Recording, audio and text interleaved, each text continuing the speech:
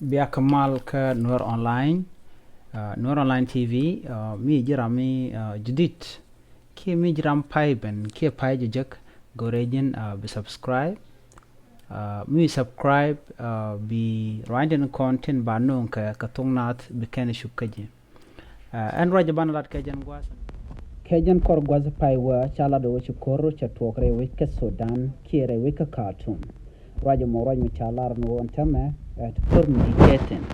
kwa yel teche no de yan pal de yan lang ko de nas dialan tere wike Sudan de kete kamal ko raja me raja pai la do to chukor chatwo kam nen la de ni ka gwasi da ne shalat ka gen kor jogan pai we chalat lungo te ka kor mu gora ba to gre wike Sudan ko shiral medi chatwo ka chateling kam nen ten counter right kana ngayen o te ga de tere wike Sudan